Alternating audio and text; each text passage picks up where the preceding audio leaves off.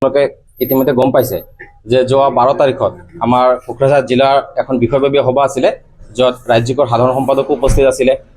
সেই সভাখন ভালভাৱে অনুষ্ঠিত হৈ গ'ল। আমাৰ 12খন মণ্ডলৰ সভাপতি আৰু জিলাৰ সকলো বিষয়ববীয়া লৈ সভাখন অনুষ্ঠিত হৈ গ'ল।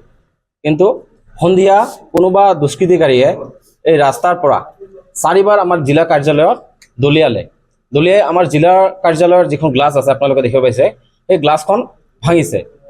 তেতিয়া আমি বস্তুখন চাই আমি ইতিমধ্যে আমি পুলিচ প্ৰশাসনক এজাহাৰ দাখিল কৰিছোঁ। এজাহাৰ দাখিল কৰাৰ পিছত পুলিচ প্ৰশাসনে সম্পূৰ্ণ তদন্ত কৰিছে আৰু এই জিলা কাৰ্যালয়খন সম্পূৰ্ণ আমাৰ CCTV ছাৰ্ভিলেঞ্চত আছে। গতিকে পুলিচ প্ৰশাসনক আমি সকলো তথ্য দিলোঁ। CCTV সকলো ফুটেজ তেওঁলোকে সংগ্ৰহ কৰি তাৎক্ষণিকভাৱে তেওঁলোকে এই কালপ্ৰিটজন যিজনে দলিয়াইছিলে 4বাৰকৈ শিল, তেওঁক এই ভাওৰাগুৰিৰ পৰা কৰায়ত্ব কৰিছে। গতিকে এই ভাওৰাগুৰিৰ পৰা কৰায়ত্ব কৰা এই দুষ্কৃতিকাৰীজনক ইতিমধ্যে আমি পুলিচ প্ৰশাসনক ধন্যবাদ জনাম, তেওঁলোকে কৰায়ত্ব কৰি আনিছে।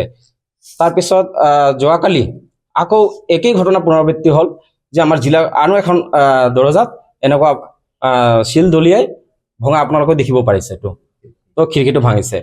তো এই ঘটনাটো আমি সহজভাৱে ল'ব পৰা নাই, কাৰণ আজি আমাৰ ৰাজ্য চৰকাৰ চলি আছে, কেন্দ্ৰ চৰকাৰ চলি আছে আৰু ভাৰতীয় জনতা পাৰ্টি কোকৰাঝাৰ জিলাৰ মুখ্য কাৰ্যালয়ত এনেধৰণৰ ঘটনাটো আমাৰ দলীয় কোনো কাৰ্যকৰ্তা সহজভাৱে গ্ৰহণ কৰিব পৰা নাই।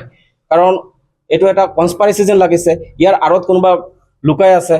পুলিচ প্ৰশাসনক মই অনুৰোধ জনাম যে ইয়াৰ পিছত কোনোবা যদি লুকাই আছে তদন্ত কৰি তেখেতক ওলাই আনিব লাগে আৰু মানে দোষীক কৰায়ত্ব কৰি দৃষ্টান্তমূলক শাস্তি বিহিব লাগে, যাতে এনেধৰণৰ কাৰ্যালয়ত আৰু পুনৰাই এনেধৰণৰ দুষ্কৃতিকাৰীয়ে মানে শিল দলিয়াৰ কথা চিন্তা কৰিব নোৱাৰে।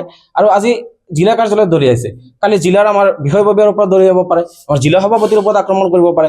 গতিকে এই ঘটনাটো মানে সহ্য কৰা নহ'ব আৰু মই প্ৰশাসনক ধন্যবাদ জনাম, কৰায়ত্ব কৰিছে। আৰু ইয়াৰ আঁৰত থকা কনস্পাইৰেচন লাগে, ইয়াৰ আঁৰত কোনোবাই এই বস্তুটো মানে তেল যোগাই আছে, যিসকলে ইন্ধন যোগাই আছে তেওঁলোকক কৰায়ত্ব কৰাটো বেছি মানে গুৰুত্বপূৰ্ণ। গতিকে মই এই ঘটনাটোক মই অনুৰোধ জনাইছোঁ প্ৰশাসনক যে আৰু ক্ষিপ্ৰতৰ কৰি তোলক, যাতে ইয়াৰ দোষীৰ ভিতৰত কোন আছে ইয়াত কৰায়ত্ব কৰি দৃষ্টান্তমূলক শাস্তি বিহাটোৱে আমাৰ এক নম্বৰ এতিয়া গুৰুত্বপূৰ্ণ বিষয়।